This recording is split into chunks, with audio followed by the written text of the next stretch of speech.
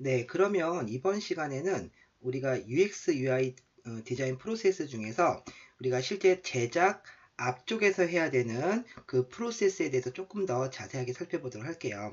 원래 이 과정은 다양한 실습을 다양한 실습을 통해서 진행을 해야 되는 건데, 우리가 이제 동영상 강좌 특성상 제가 이제 중요한 포인트만 잡아서 간략하게 설명을 드리도록 하겠습니다.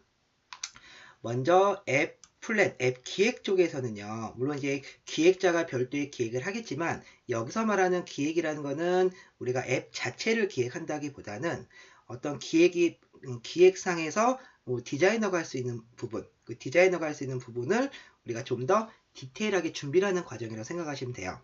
자, 그래서 가장 대표적으로 태스크 분석 및 사용자 분석이라는 부분이 있죠.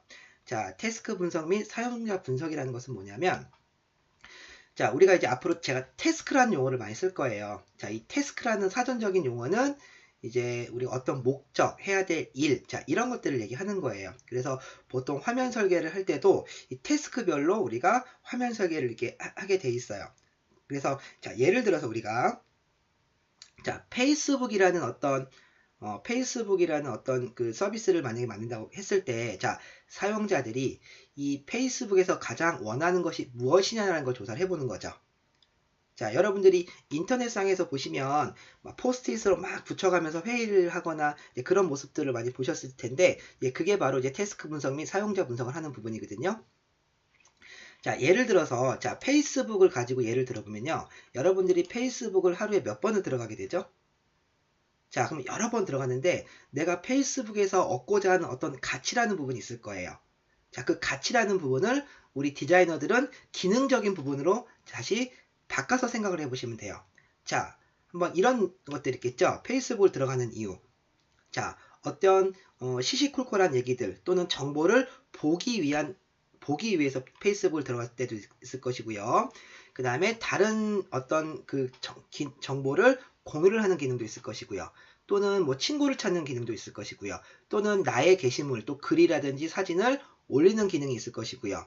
그 다음에 뭐 지도를 보는 기능이 있을 것이고요. 뭐 여러 가지 기능들 있잖아요. 자, 그랬을 때 사용자들이 우리 서비스에 와서 가장 많은 것을 원하는 것이 무엇이냐를 찾는 거예요. 그래서 가장 원하는 것을 1태스크, 그 다음을 2태스크, 그 다음을 3태스크. 자, 이런 식으로 우리가 구현할 수 있겠죠. 자, 그러면 이 네 가지 주요 기능이 있을 때, 아, 사용자들은 이 A 태스크를 가장 중요하게 생각을 하는구나. 자, 그래서 이 A 태스크를 화면에 어떻게 배치를 할 것이냐를 뽑아내는 과정이라고 생각하시면 돼요. 자, 예를 들어서 제가 직접 페이스북을 들어가서 한번 화면을 보여드리도록 할게요. 자, 페이스북에는 수많은 기능들이 있죠. 자, 수많은 기능들이 있지만, 자, 이 중에서 사용자들은 어떤 이유 때문에 페이스북을 많이 들어가게 될까요? 그쵸. 바로 보는 기능. 자, 우리가 페이스북을 하루에 10번을 들어간다고 해서 10번 다 글을 쓰고 10번 다 좋아요를 누르고 그러진 않잖아요. 자, 그렇기 때문에, 아, 화면 구성을 할 때는 보는 거에 최적화되어 이런 UI를 볼 수 있게 되죠. 그리고 스마트폰으로 넘어가게 되면은 화면이 작아지기 때문에 볼 수 있는 거에 최적화된 기능을 더 부각시켜서 설계를 해야 되겠죠. 그래서 그거에 맞는 설계를 하는 거예요. 자, 그 다음 이제 기능은 뭘까요? 뭐 예를 들어서 글 쓰는 기능이 있다. 그래서 페이스북에서는 그 글 쓰기는 기능도 중요한 태스크이기 때문에 위쪽에 이렇게 글 쓰는 기능을 하나 만들어 놨죠. 하지만 빈도로 따졌을 때는 글을 쓰는 빈도보다는 게시물을 보는 빈도가 더 많아진다는 거예요. 그렇기 때문에 게시물을 보는 기능을 1태스크로 해서 가장 최적화시켜서 설계를 하고, 그 다음에 두 번째 기능으로 글 쓰는 기능을 준비를 하고, 뭐 그 다음에 기타 이제 뭐 그룹 보기, 좋아요, 공유하기, 친구 찾기 이런 것들은 사이드 메뉴로 빼는 거죠. 지금 화면으로 보여지는 것은 이제 웹용 페이스북이기 때문에 화면 설계가 이렇지만, 이게 모바일로 넘어가게 되면 좀 더 디테일하게 각자의 위치를 찾아가게 되겠죠.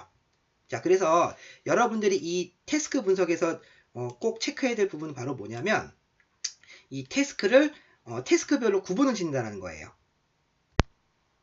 자, 지금 화면을 보시면, 자, 제가 이제 그 관련 이제 이미지를 잠깐 준비해 봤는데, 우리 서비스에서 가장 중요한 태스크가 뭐 A, B, C, D 이와 같이 준비를 시켜 놓는 거죠.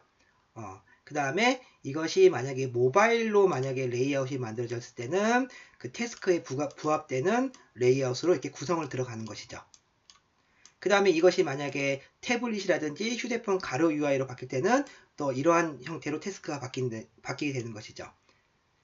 자, 그래서 이렇게 디자이너에게 태스크 분석이라는 것은 어떤 화면 레이아웃을 설계할 때 필요한 어떤 기능별로 가장 중요한 기능별로 문금을 찾는다고 보시면 돼요.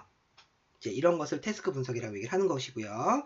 자, 그 다음에 이제 서비스 구분이라는 것은 뭐냐면 이제 우리가 이제 만들 것이 네이티브 웹으로 만들 것이냐 아니면은 뭐 모바일 웹으로 만들 것이냐. 그냥 모바일 웹으로 만들었을 때는 이거를 이제 반응형 웹으로 만들 것이냐 적응형 웹으로 만들 것이냐. 이런 부분의 설계가 달라지는 것이죠. 자, 요 부분은 우리가 두 번째 이제 파트에 나오는 모바일 앱 구분에 가서 제가 좀 더 자세하게 설명을 하도록 할게요. 자, 그래서 앱 기획 쪽에서는 우리 서비스 성격에 따라서 어떤 태스크 분석과 서비스 구분에 대한 준비가 필요한 부분이고요. 자, 그 다음으로 이제 중요한 부분이 바로 이 디자인 리서치라는 부분이에요. 자, 어떻게 보면 UX 디자이너한테 가장 중요한 부분이 될 수 있는 게 바로 이 디자인 리서치예요. 자, 일반 사용자들은 독특하거나 화려한 레이아웃보다는 본인한테 익숙한 어떤 레이아웃과 어떤 색상 또는 이런 서비스 환경을 더 선호한다라는 거예요. 자, 그랬을 때 우리 서비스가 사용자들 분석을 통해서 어떻게 익숙하게 UI가 다가올 수 있게 설계를 하느냐, 그 과정을 어떻게 시각화시키느냐 작업이 바로 이 디자인 리서치를 한다는 요 과정이에요. 자, 그래서 디자인 리서치 쪽에서 여러분들이 또 살펴보실 점은 순서가 보통 유사 카테고리 분석, 디자인 포지셔닝 이런 순서로 되어 있는데 꼭 이런 순서대로 디자인 리서치를 하라는 법은 아니지만 보통은 이러한 순서로 진행을 하게 되면 무리 없이 진행을 할 수 있다는 거예요. 자, 먼저 유사 카테고리 분석이라는 것은 뭐냐면 자, 보통 우리가 두 가지로 구분을 져요. 자, 우리가 어떤 서비스를 하나 기획을 했어요. 그러면 이 서비스와 유사한 카테고리 있죠. 즉 우리가 마켓에서 내 서비스가 올라갈 카테고리에 같은 카테고리, 즉 경쟁이 되는 카테고리들을 한 5개에서 10가지 정도를 찾는 거예요. 자, 그 다음에 두 번째로는 타겟층이 겹치는 카테고리를 또 분석을 하는 거예요. 그래서 기능적으로 내 서비스와 같은 거 5개에서 10개, 그 다음에 내 거와 타겟층이 겹치는 서비스 5개에서 10개를 고르는 거죠. 뭐 고른다라기보다는 이제 리서치 이제 찾는 거 벤치마킹을 한다고 생각하시면 돼요. 뭐 예를 들어서 우리 서비스는 뭐 예를 들어서 뭐 10대에서 20대 여대생을 위한 여행 감성 서비스다 라는 주제가 왔을 때 그러면은 유사 카테고리 중에서 같은 카테고리에서 여행에 관련돼서 인기 있는 카테고리 10개에서 5개. 자, 두 번째는 여행이란 카테고리는 아니지만 타겟층이 비슷한 게 있을 수 있을 거잖아요. 그래서 뭐 10대에서 20대 감성 여행이니까 10대에서 20대 뭐 여대생들에게 인기 있는 다른 서비스들도 한 5개에서 10개 정도 찾아 놓는다고 보시면 되는 거예요. 그래서 카테고리와 타겟층이 겹치는 다양한 서비스를 우리가 벤치마킹을 한다는 얘기예요. 자, 그러면 그렇게 찾아놓은 유사 카테고리들을 어떤 식으로 하냐면 디자인 포지셔닝이라는 과정을 거치게 돼요. 자, 디자인 포지셔닝이라는 거는 자, 이와 같이 자, 하나의 축은 우리가 카테고리별로 분류를 하고 하나의 타겟층은 타겟층별로 분류를 하는 거예요. 자, 예를 들어서 이런 거죠. 우리 카테고리별로 우리 서비스는 여기가 뭐 텍스트와 정보 위주의 서비스다. 그 다음에 기능별로는 사진과 감성 위주의 서비스다. 뭐 이런 식으로 구분 질 수가 있는 것이고요. 또 한쪽은 이제 타겟 위주로 뭐 공개형 서비스다. 또는 뭐 비공개형 서비스다. 이런 식으로 구분 짓는 거예요. 이때 카테고리의 이 명칭을 다는 것은 어떤 디자이너들이 우리 앱의 특성을 생각해서 그 특성에 맞게 설계를 하시면 돼요. 자, 예를 들어서 페이스북 같은 경우에는 텍스트와 정보 위주가 강하죠. 그 다음에 뭐 공개형이 강하죠. 그러면 이쪽에 위치를 하겠죠. 그쵸? 그 다음에 뭐 인스타그램은 사진과 감성 위주가 많겠죠. 그 다음에 페이스북에 비해서는 약간 비공개에 가깝죠. 실제로 팔로잉 버튼을 해줘야지만 공개가 되는 거기 때문에. 그래서 약간 오른쪽, 요 정도에 치우치겠죠.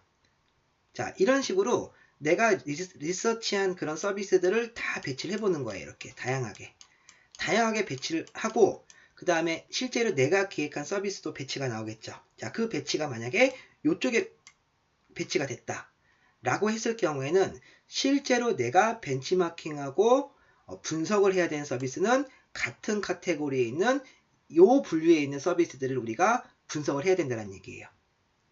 자, 그래서 그 다음 과정이 바로 경쟁 앱 분석이라는 게 나오는데, 이 경쟁 앱이라는 것이 바로 우리 카테고리와 같은 위치에 들어와 있는 카테고리들을 가지고 경쟁 앱 분석을 하는 거예요. 자, 이와 같이 경쟁 앱 분석을 통해서 해당 서비스의 어떤 장점 또는 단점, 디자인적인 특징, 어떤 색깔의 특징, 이런 것들을 쫙 뽑아내는 거예요. 왜? 사용자들은 이러한 서비스에 익숙해져 있기 때문에 우리도 사용자들이 익숙할 수 있게 그런 서비스들을, 이제 장점들을 모아서 우리 서비스에 이제 포함을 시킨다는 거죠. 뭐 이거를 이제 벤치마킹을 해서 다시 우리 거로 승화를 시킨다고 생각하시면 돼요. 그래서 이 경쟁의 분석을 통해서 우리 서비스의 어떤 방향이라든지 디자인 특징 이런 것들을 뽑아낼 수 있는 과정 중에 하나라고 볼 수가 있어요. 자, 그 다음으로 할 것이 뭐냐면 바로 이제 또 보시면 무드보드라는 걸 만들죠. 자, 무드보드라는 것은 우리가 경쟁의 분석을 통해서 우리 서비스의 어떤 방향, 느낌, 색깔 이런 것들을 자료들을 찾아서 하나의 화면으로 보여줄 수 있는 느낌, 이런 무드보드, 이거를 이제 무드보드 또는 디자인 맵이라고 얘기를 하는데, 보통 디자이너들이 이런 그러니까 자료 수집을 통해서 우리 카테고리에 우리 타겟층에는 이런 느낌의 이런 색상과 이런 메타포 또는 이런 패턴들을 선호하는구나 라는 어떤 아이디어 스케치를 할 수 있는 무드보드를 제작을 하게 돼요. 그쵸? 자, 그러면 이 무드보드 제작이 끝났으면 이제 그 다음으로 할 것이 이제 타이포그래피 또는 폰트 디자인인데, 이제 여기서부터는 어떤 요소가 나오냐면 바로 BX적인 요소가 나오는 거예요. 자, BX라는 거는 우리가 브랜드 익스피리언스라고 해서, 자, 최근에는 UX, UI 요소의 가장 중요한 요소 중에 하나가 바로 이 BX적인 요소예요. 자, 우리가 카카오톡 하면 연상되는 색깔은 어떤 거죠? 그죠? 갈색과 뭐 노란색의 배치. 그 다음에 카카오톡 하면 연상되는 메타포는 뭐죠? 어떤 말풍선. 자, 이런 것처럼 요즘은 어떤 서비스에 대한 브랜드 느낌을 주는 것이 굉장히 중요하거든요. 자, 그래서 이 타이포그래피를 통해서 우리가 우리 서비스만의 어떤 로고 또는 폰트, 디자인 등을 실제 제작하는 과정이에요. 그래서 나중에 우리 앱의 어떤 런처 아이콘이라든지 타이틀로 쓰일 수 있는 타이포 디자인을 하는 과정이 되는 것이고요. 자, 그 다음으로 나오는 것이 우리가 무드보드를 통해서 만든 디자인 스와치예요. 즉 컬러 스와치, 즉 우리의 컬러표라고 볼 수 있으면 되죠. 그래서 이런 컬러표를 바탕으로 해서 앞으로 우리가 만들 어떤 서비스의 BX적인 특징을 뽑아낼 수 있는 과정이라고 볼 수 있으면 돼요. 자, 그 다음으로 이제 마지막에 가장 중요한 요소가 바로 이제 메타포 디자인 또는 아이콘 디자인이라는 걸 하는데, 여기서 메타포라는 의미는 바로 어떤 특정한 의미와 느낌 또는 어떤 우리 브랜드를 나타낼 수 있는 어떤 이미지, 이런 것들을 보통 우리가 메타포라는 용어를 쓰는데, 자, 이런 메타포 디자인을 통해서 우리 앱의 어떤 브랜드를 나타낼 수 있는 것이죠. 우리가 카카오톡 하면 떠오르는 메타포, 페이스북 하면 떠오르는 메타포, 이런 것들 있잖아요. 그런 것처럼 사용자한테 우리 서비스를 각인시킬 수 있는, 즉 BX적인 요소를 디자인 들어가는 것이 바로 이 메타포 디자인이에요. 그래서 이 앞에 디자인 리서치를 통해서 나올 수 있는 부분이 바로 이 앱 스타일이라는 부분이죠. 자, 첫 번째 보이는 요 이미지를 보면 우리가 어떤 요소가 떠오르죠? 그쵸? 녹색의 흰색 사각형 박스와 폰트의 어떤 두께감. 자, 네이버라는 브랜드가 떠오르죠? 자, 얘는 어떤 게 떠오르죠? 당연히 카카오톡이라는 게 떠오르죠. 자, 지금 화면에 보는 요런 느낌이 바로 BX적인 요소고, 이거를 우리가 디자인 리서치를 통해서 바로 뽑아낼 수 있는 앱 스타일이라는 걸 바로 뽑아낸다고 생각하시면 되는 거예요. 즉, 우리 서비스의 고유의 스타일을 뽑아낸다. 그것이 어떻게 보면 UX 디자이너들의 가장 중요한 요소 중에 하나로도 볼 수가 있는 것이죠. 자, 그래서 다시 위쪽에 살펴보시면 이렇게 우리의 서비스를 시각화시키기 바로 전에 필요한 작업을 우리가 디자인 리서치를 한다라고 표현하시면 되는 거예요.